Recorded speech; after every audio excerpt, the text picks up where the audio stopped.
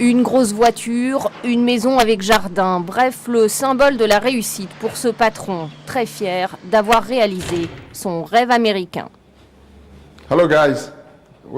Bonjour, bienvenue au village américain.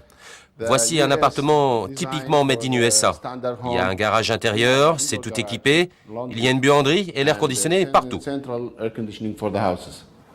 Le style de vie à l'américaine, exporté ici, au Kurdistan irakien. Un village de 400 maisons clés en main, autour de 300 000 $. Et Mindy Zayeh en est l'heureux concepteur. Son entreprise en bâtiment, il l'a d'abord créée aux États-Unis, avant de revenir au pays.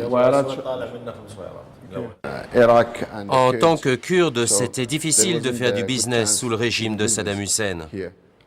Je suis parti et revenu après la libération de l'Irak en 2003, où j'ai commencé à travailler pour l'Afghan.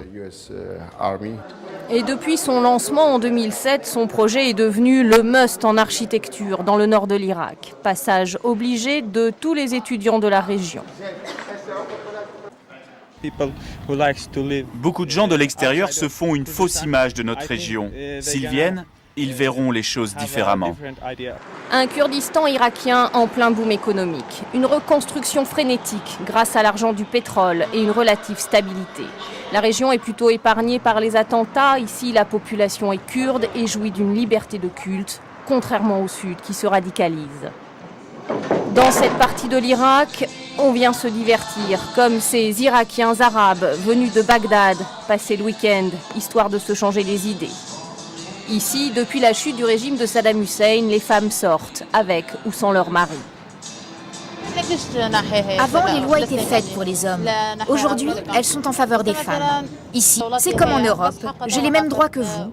Je peux boire de l'alcool ou m'habiller comme je veux. C'est très bien. Dans un Irak toujours en proie aux violences, la région autonome du Kurdistan reste un havre de paix fragile qui attire les investisseurs du monde entier.